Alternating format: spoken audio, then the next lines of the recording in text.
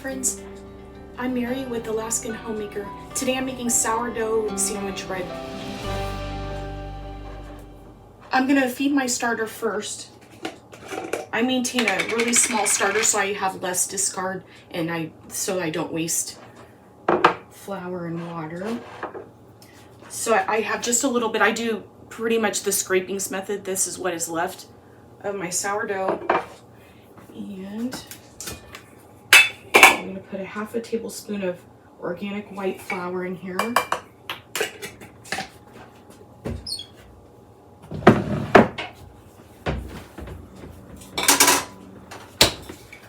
This is flour that I mill in my grain mill.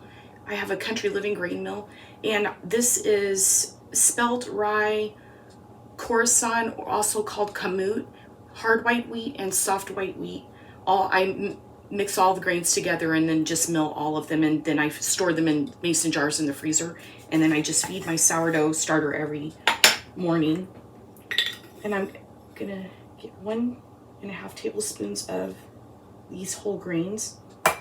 And I don't measure. I'm not really picky about my starter, feeding my starter. Some people measure out the flour and the water. And then I'm just going to add enough water to make it like a pancake mix thickness.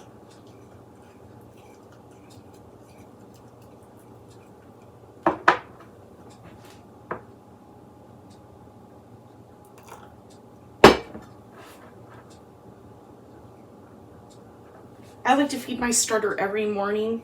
It keeps it less sour. That way when I make sweet applications like waffles or chocolate sourdough bread, then it doesn't have that strong tang in there for the sweet stuff. I don't mind the tang for the savory breads, but for the sweet breads I like to have a less sour taste in them. And this is like pancake batter mix. And I like to keep my jars clean. I store them in mason jars. This is a half a pint jar, and I always like to keep it clean. So every morning I put it in a new jar and then clean out the old jar.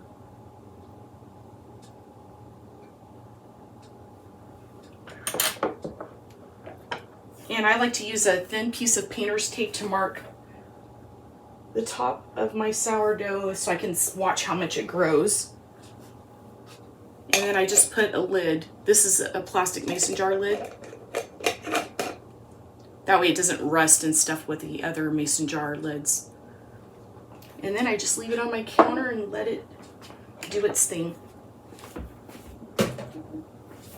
Okay, now we're going to get into the bread making. So last night I put the levain together, which I will show you here. I maintain 2 tablespoons worth of starter. So here I'm putting in the starter and leaving about a teaspoon for my mother's starter. And I'm building up the starter basically, since I maintain such a small amount of starter. I need 375 grams worth of starter for the bread, so I'm going to put about half now of water and half of flour and stir that up, and then I will leave it on the counter overnight, and then this whole thing will be really bubbly by morning.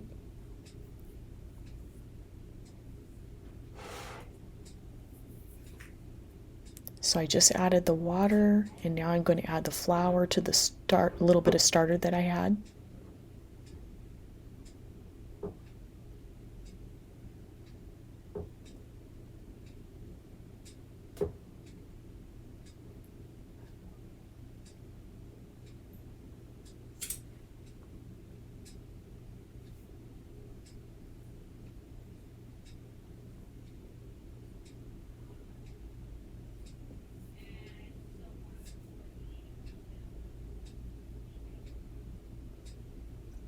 There we go, we're at 375. Now I'll just give this a mix.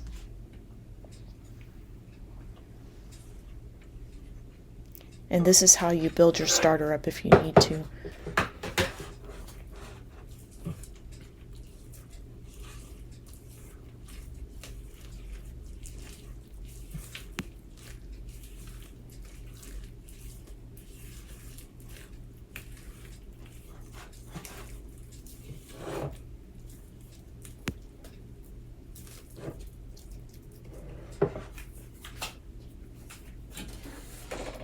Now I'll cover this.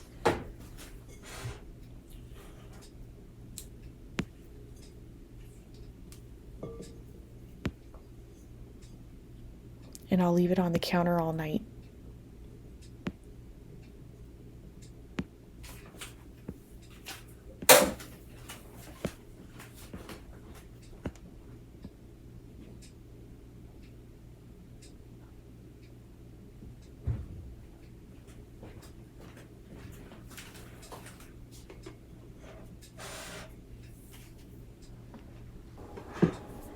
And then after that, this is the levain in the morning. It's set on the counter. It's been 12 and a half hours now, so it's thick and bubbly. So I know my starter's doing its job.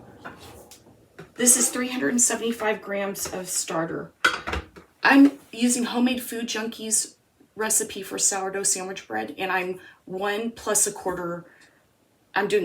a quarter of her recipe. I like to make 3 loaves of bread when I make it. Sourdough is a long process, so I like to make 3 loaves at once. That way I can freeze part of it and always have bread ready to go. Okay, I'm going to turn my scale on. And we need 812 grams of water.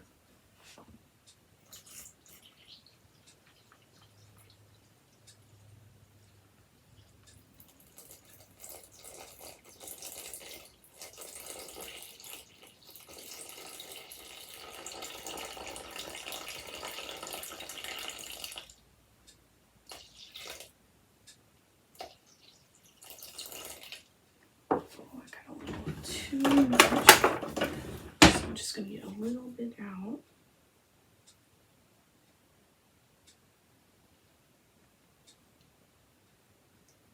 Okay, and it's 8:13, so that's pretty close. And I'm just going to stir this starter in a little bit in here.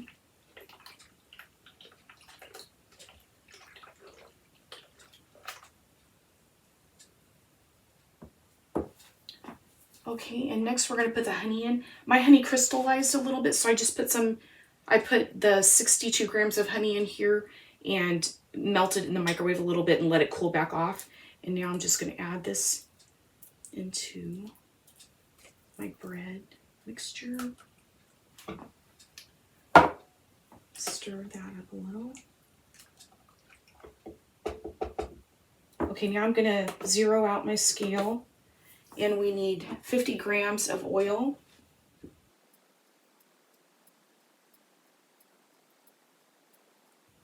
Okay, that's 50 grams.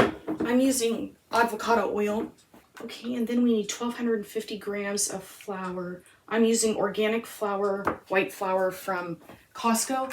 And it comes in 2 10-pound bags, and I store it in a food grade 5-gallon bucket. I'm going to zero my scale out again.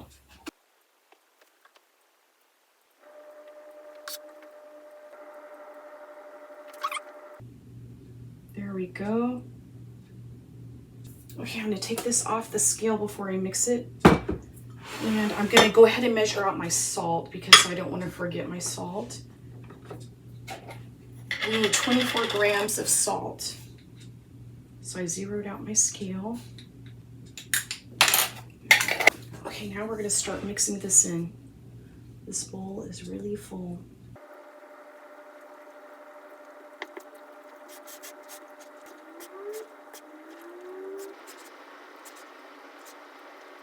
You just want all the dry flour bits to be absorbed into the water.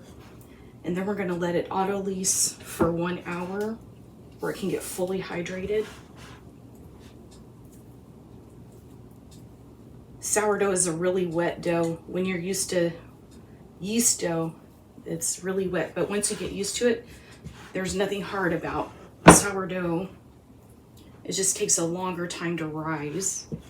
And you kind of have to plan ahead for when you want the bread. You plan ahead so you can have it ready when you need it. So to me, the longer rise time is worth it. And once you get used to it, you get in a routine, and there's nothing hard about sourdough at all. The flavor of sourdough is really good too. Once you start eating sourdough, then you really don't want to go back to the other old bread, the yeasted bread. And it makes you want to make everything sourdough. And for almost every yeasted recipe that you could want to make, there is a sourdough version, so it's pretty cool. Okay, now I'm gonna let this autolyse for 1 hour. So we're just gonna put the lid on and let it sit on the counter for 1 hour, and I will meet you back here when it's time to add the salt. Okay, it's time to add the 24 grams of salt into our autolyse dough. So I'm just gonna sprinkle that on top. And I'm gonna add just little drops of water on here. Just a little sprinkling.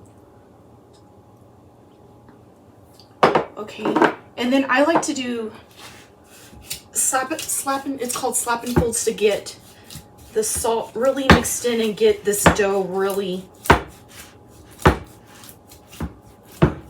mixed up good. Okay, so that's good. And now water is your best friend when you are doing sourdough. So I'm going to just spread a little water right here to do the slap and folds. And we're going to do slap and folds for about 5 minutes. And I have a new bowl ready here because I don't like all those hard bits. So for the next part, I'm going to put it into a clean bowl after I get it mixed really well with these slap and folds.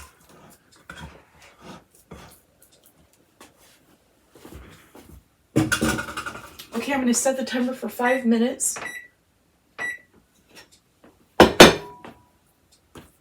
Okay, and then you wet your hands a little bit. They probably will get really sticky anyways, and then you go like this, and then you just keep doing that.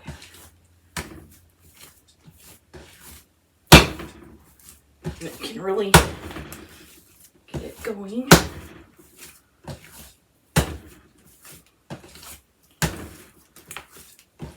It makes it really smooth and gets all that salt mixed into your dough really well. And you'll get a rhythm going.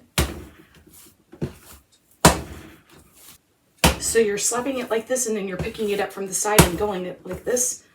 Picking it up from the side and going like this.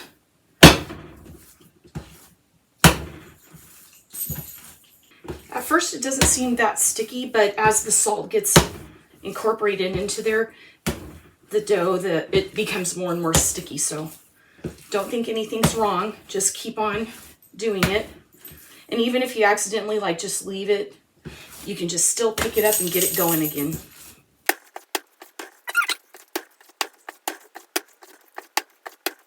I probably make this bread the most, the sourdough sandwich bread.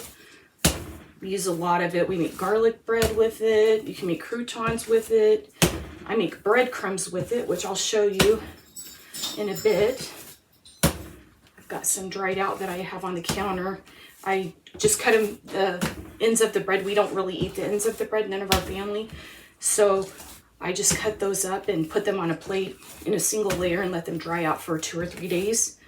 And then I grind them up for breadcrumbs, so nothing goes to waste. Okay, there's our timer. So now I'm just going to pick it up and put it right into the bowl and turn this timer off. And I'm going to put my silicone lid back on. And now we're going to do stretch and folds every 30 minutes. While our sourdough sandwich bread is on its first 30-minute rise, I'm going to show you, I've got these breadcrumbs that have been drying for 3 days, and they're very, very dry. This is our sourdough bread, the ends and stuff, or sometimes if we haven't eaten the sourdough bread, then I'll just grind it up for breadcrumbs so I don't waste anything. There we go. Okay, it's gonna be loud.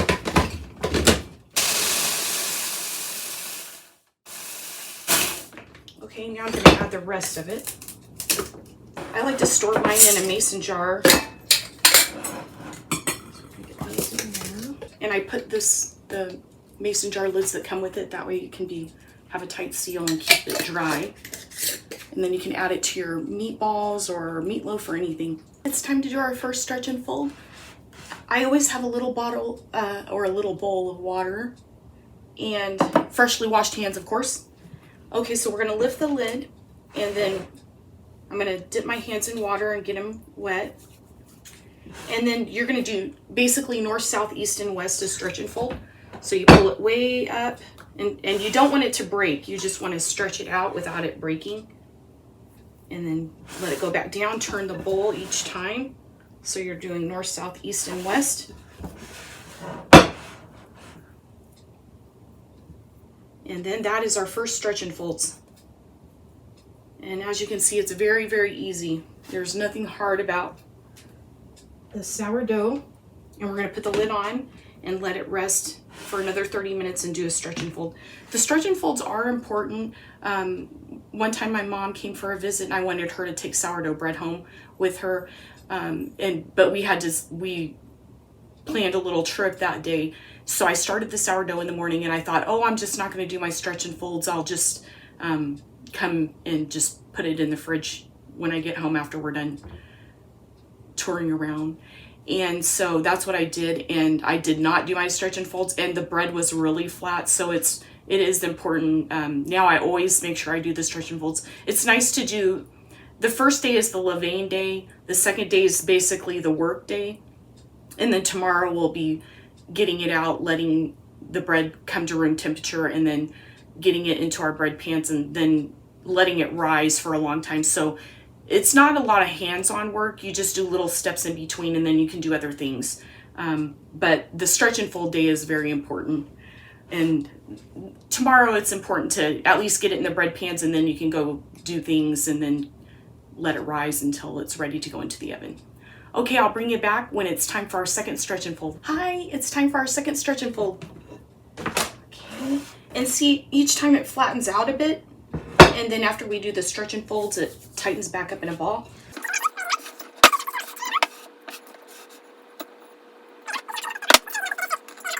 Okay, it's time for our third stretch and fold. Here's my little bowl of water.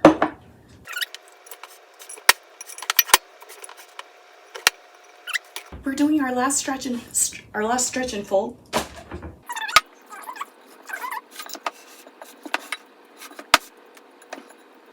There we go. Okay, now I'm going to cover this and I'm going to stick it in the fridge just like this. It's going to sit in the fridge overnight, and then tomorrow we're going to get it out and I'll show you what to do next tomorrow morning. Good morning, friends. It's the next morning and it's time to pull the bread out. It's 6 a.m. right now. You don't have to pull your bread out that early, but to bake my bread, usually my bread bakes around anywhere from 12:30 p.m. to 2 p.m. On this part, you just have to wait until it rises to the right. It depends on the warmth of your house and different things. So I'm pulling my bread out at 6. You can pull yours out later though if you want to. So it's gonna come out on the counter and stay for 2 hours. Here it is straight out of the refrigerator, and it's gonna warm up and probably rise to the top of this bowl in the 2 hours. I'll see you back here in 2 hours. Okay, we're ready for the next step, and today I'm gonna make one of the loaves a cinnamon raisin bread, and I'm almost out of brown sugar. I've been making my own brown sugar. It's very easy to make. All it is sugar and molasses. So I've got 2 cups of sugar, just normal sugar in here. And then whether you want light brown sugar or dark brown sugar, you just put, if you want light brown sugar, just don't put as much molasses. And if you want a darker brown sugar, you just put more molasses. And some people mix theirs in their mixer. I just mix mine with my hand. It is nice to have one of these brown sugar bears. So I'm gonna rinse off this brown sugar bear. and soak it in water. You need to soak it in water for a little bit. Keeps your brown sugar from getting hard. And I'm just going to let it soak in this water while I'm making the brown sugar. And I'm just going to give this a mix and just work in the brown sugar, the molasses. This homemade brown sugar tastes really good. Ever since I started making it, now I never buy brown sugar. I just always mix up my own. It's super easy, and I always have molasses and sugar, so it's easy to do. So right now it's a light brown sugar. So I think I'm going to keep it like that. That's pretty good.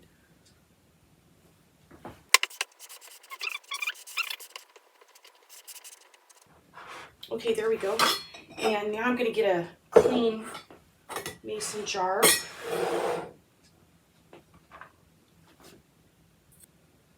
I just like to have this amount of brown sugar, 1 quart jar. I don't use loads of it, but when you make cookies or something. And I need a little brown sugar and cinnamon for the one we're making today. Last time I made a darker brown sugar. So I'm going to get the rest of this jar into here.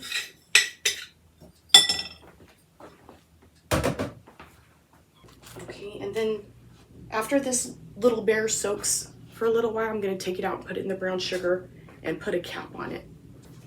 Now we're going to add a little bit of cinnamon.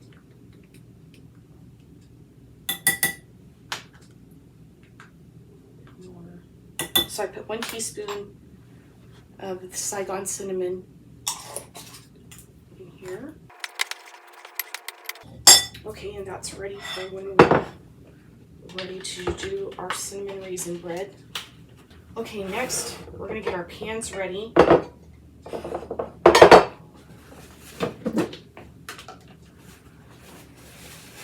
So I like to use Crisco, and first I grease all 3 pans. The sides, the bottom, everything.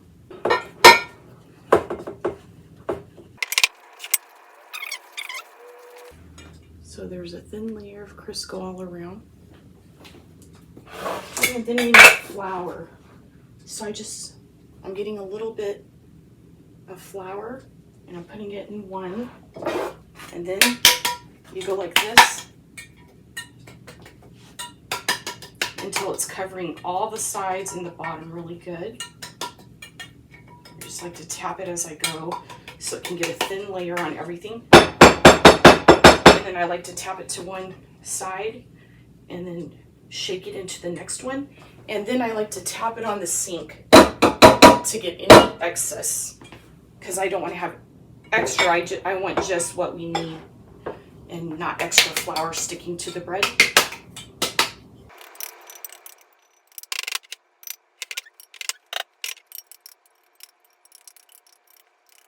This is a super important step so your bread comes out easily. So everything's greased and floured. Okay, now we're going to do the pre-shape before we do the final shaping. It hasn't risen very much, but it's been 2 hours at room temperature, so we're going to go ahead to the next step. I've got a bowl of water. Now I'm going to wet the counter. And I'm going to get the bread out. This rubber spatula is really handy. They have it on Amazon for if you're really into sourdough bread making. It's very handy tool. Okay, now I'm going to wet my hands. And I don't weigh it to get perfect loaves. I just eyeball and split it into 3 because we're making 3 loaves. And we're making a ball right now for the pre-shape. Pinch it and get your hands wet. And then you want to get some tension in it, so you're pulling and making it into a round ball, nice round ball. Okay, there's one.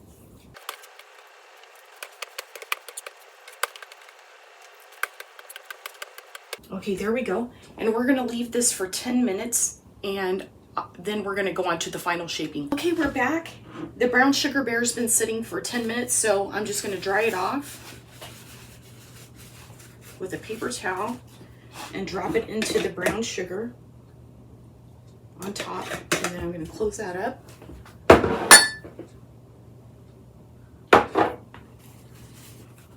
Okay, and we are ready to start shaping our bread. Okay, so I'm gonna do the 2 plain loaves first. You wanna get your hands wet with your little bowl of water. I'm gonna move these out of the way a little bit. Okay, and then I'm gonna put the smooth side down, and then I'm gonna pull the sides in like this. And then I'm gonna wet my hands again, and then I'm going to roll it up and make a little tension and pull the sides down a little bit. Okay, and then this one's ready to go in the loaf pan. Okay, and I'm gonna bring you guys closer. So I'm wetting my hands again. A little. Okay, I'm putting it upside down, and then I'm bringing the sides in, pinching it together. Gonna wet my hands again, and I'm gonna roll it up tight.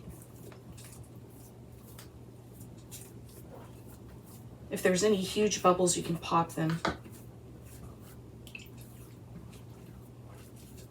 And then I'm gonna gather it up and stick it in the loaf pan. Okay, and now we're gonna do our cinnamon raisin one. So I'm gonna go like this. This time I'm gonna spread it out a bit. Put some water down so we don't have it sticking, and I'm gonna spread it out.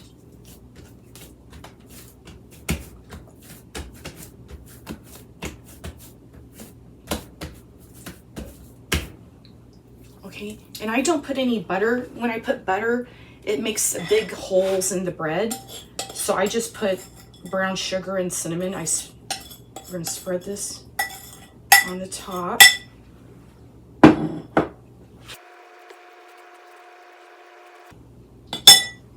Okay, and then I'm gonna spread these raisins on here. Okay, I'm gonna put more water on my hands, and then I'm gonna roll it up. And I'm rolling it this way first.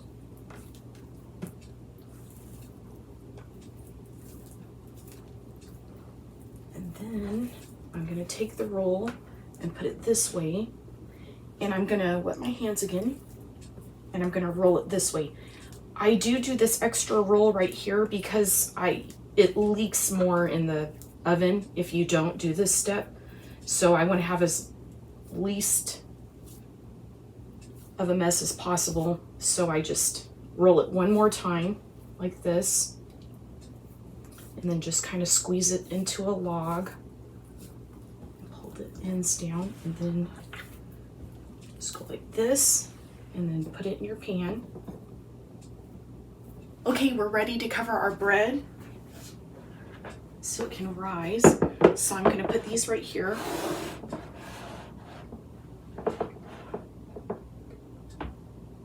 Okay, lately I have a big kimchi bowl that I use, and I've been putting it over the top on my kitchen table.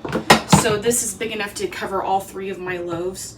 And then the table, of course, is on the whole entire bottom. There's no holes or anything, so there's no air getting to my bread while it's rising. But I'm going to show you the way that I used to do it. They have these food grade bags on Amazon. They're really big, and I used to put all 3 loaves inside of here, and you can reuse this bag over and over again. I just don't like the top of my bread touching anything because it's very sticky bread. So just hold it open and then have your bread in there. another one. And then blow it up like a balloon. And trap the air in there.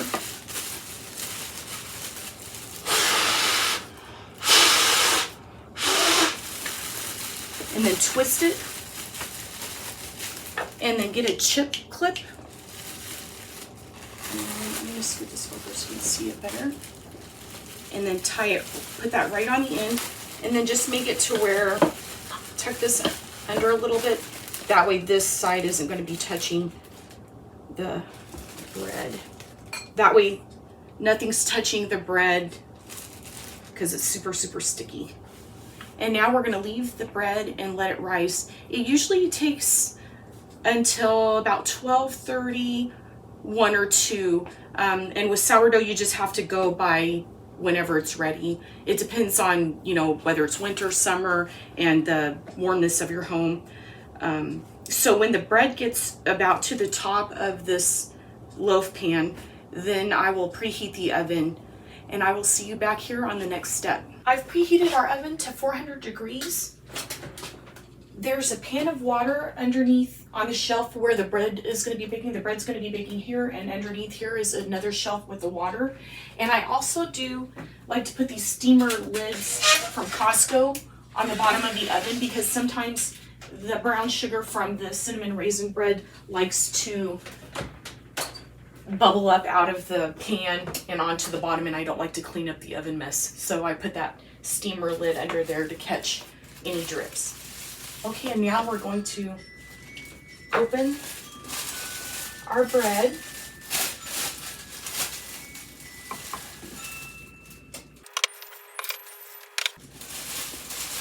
And then I turn this bag inside out, and I'll just let it dry, fully dry out, and then I'll fold it up and keep it for the next time. Okay, so we're going to be baking our bread at 400 degrees for 15 minutes, and then we're going to turn the oven down to 375 and bake it for another 30 minutes. Here we go. I'm going to set our timer for 15 minutes. The timer just went off, so I'm going to lower the temperature to 375.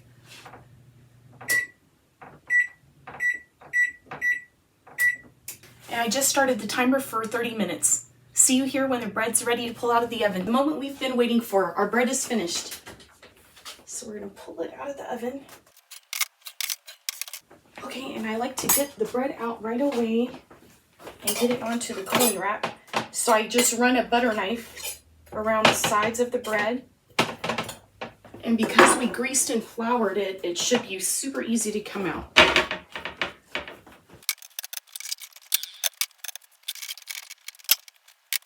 Okay, there's our beautiful bread.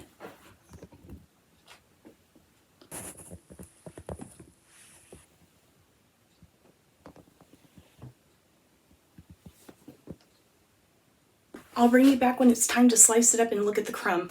Hi friends! This is the real moment we've been waiting for, to cut into the bread. I'm cutting into the cinnamon raisin bread. I don't know if you need a good bread knife, but I bought this knife on Amazon. It's called a Mercer knife, and they have different colors available, and it's not very expensive. This is a great bread knife. Okay, here we go.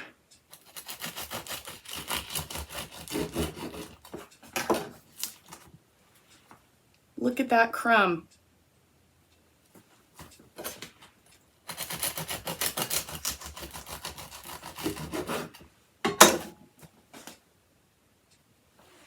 My husband's behind the camera, and he's going to do a taste test and tell you how he likes it.